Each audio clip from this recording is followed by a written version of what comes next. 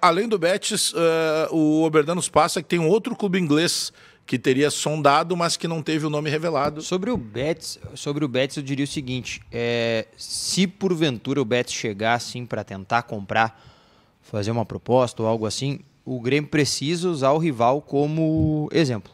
Precisa. Sim. Peraí, vocês queriam pagar 10 milhões de euros no Vitão aqui, que é um pouquinho mais velho. Da mesma idade, eu acho até, né? 22. É. Vocês queriam pagar 10 milhões de euros.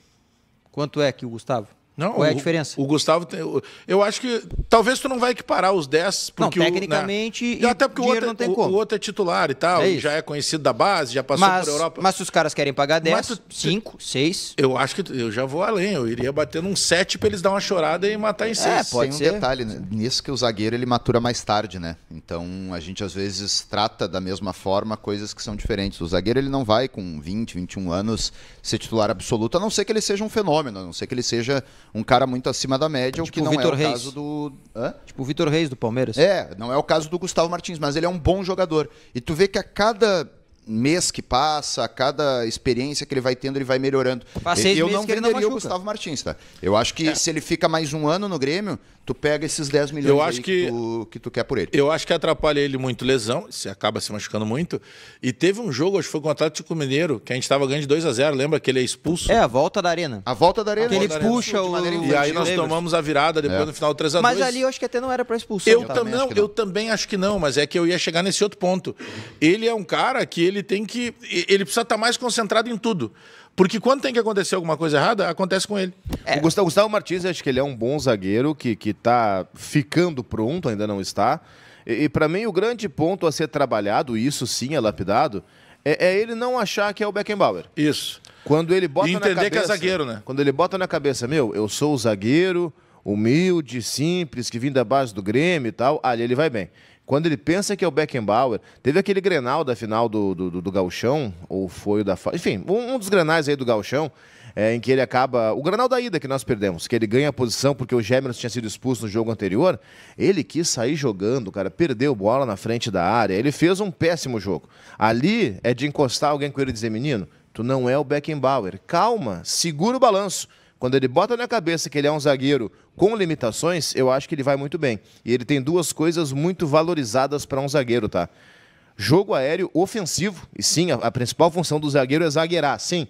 Mas tem um zagueiro que no jogo aéreo ofensivo faz diferença, além de te ajudar a não perder, ele vai te ajudar a ganhar. E ele tem isso. E outra característica é velocidade.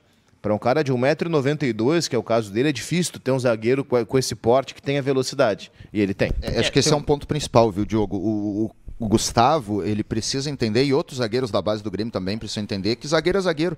Tudo bem, é bonito tu dar o passe longo, tu ter a bola cortada no meio pro volante, tu fazer a inversão do Van Dijk ali, pegar o ponta livre. Ótimo, zagueiro de qualidade tem que saber fazer isso. Mas isso é um bônus. A tua função principal ainda é marcar. E tanto o Gustavo como o Vieri, eles sobravam muito na base. E aí jogavam tranquilo, só que no profissional o ritmo é diferente. Tu não consegue fazer a mesma coisa que tu fazia na base no profissional. E parece que os zagueiros eles demoram mais para entender, demoram mais para amadurecer. E eu tô vendo o Gustavo Martins a cada jogo, talvez até pelas orientações do Mano, com mais confiança e entendendo cada vez mais que zagueiro é zagueiro. Se precisar jogar, beleza.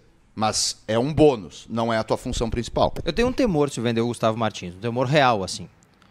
Essa direção tem dificuldade de achar um zagueiro. Um. Se tu vender o Gustavo Martins, tu não é que tu precisará de 2. Tu vai ter a obrigação de contratar 2. Porque ninguém...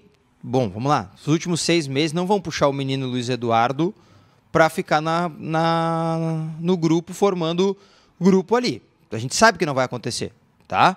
Ou vão renovar o João Lima e ele vai ficar? Também não vai acontecer. A gente sabe que talvez não aconteça. Então nós temos que ir pro mercado daí para achar 2 zagueiros. Acho que o João é do lado esquerdo também, né? Pois é, mas daqui a pouco bota ali a mais, porque tu tem o Vieri e tal, sei lá. Que até chegou a ser testado também pelo lado direito ali, o Vieri. Mas, cara, meu temor é esse. Eu sei das necessidades, eu não sou ingênuo. Eu sei que talvez o valor vá sustentar quase... Assim, sustenta mais de 50% do que precisa vender para o final do ano. Né? Faltam 55 milhões. Se vender o Gustavo por 4,5, nós estamos falando de 29 milhões de reais. Ou seja, a gente está falando de mais de 50%. né? Com certeza aí do valor final que ainda falta de arrecadação de dinheiro para o final da temporada. Mas, cara, eu tenho temor técnico também do clube, né? Porque, por exemplo, como o Cristiano bem disse, o Kahneman não pôde jogar contra o São José. Beleza, ele até vai jogar contra o Cruzeiro, provavelmente, ou volte contra o Aliança Lima. Mas se ele não joga, enquanto a gente não tem um lateral direito que seja... É que tudo é um efeito dominó, né? Tu tem um problema num para resolver no outro, e daí é brabo. Eu sei. Mas aí tem que usar o Gemerson, né?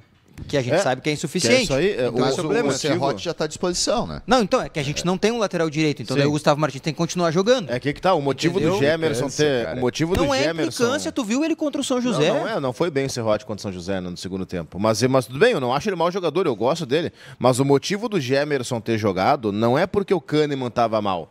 O motivo do Gemerson ter jogado é porque não tinha lateral direito. É isso? Não era zagueiro. É efeito zagueiro dominó? tinha, zagueiro do Gustavo Martins. Mas por que o Gustavo Martins teve que jogar na lateral? Porque o João Lucas não dá, o João Pedro tá machucado e o Serrote não estava 100%. Né? É por conta disso. E aí obrigou o Gustavo a ser deslocado. E quando teve 100%, jogou o Gustavo Martins. Mas até por isso, é muito complicado tu vender o Gustavo Martins. Ele faz duas. Tu vai trazer um zagueiro pela direita só e consiga que a fazer gente sabe, duas? Só que a gente sabe como é que é futebol brasileiro, né, gente? Precisa vender. O seu Martins... É que se tivesse o... Se nós contratarmos o Adrielson com essa verba... Não, se tivesse o Gustavo Martins na zaga contra o... Porque assim, o Gustavo Martins vinha jogando como lateral, disfarçado, um zagueiro, na verdade, por conta dos dois canhotos, certo? Como o Kahneman não jogou contra o São José, tu não tinha dois canhotos, portanto, tu podia botar o Gustavo na zaga. E isso só não aconteceu porque tu não tinha um lateral direito. E aí gera aquele problema sequencial. Então o Gustavo jogou na direita e para isso foi o Gemerson para a zaga. Tanto que contra o São José, o Gustavo não foi zagueiro disfarçado. Contra o São José ele foi lateral mesmo, ele atacou, fez linha de fundo. Tinha o zagueiro da direita. E também pela fragilidade do adversário. Isso não vai acontecer contra o Cruzeiro, por exemplo.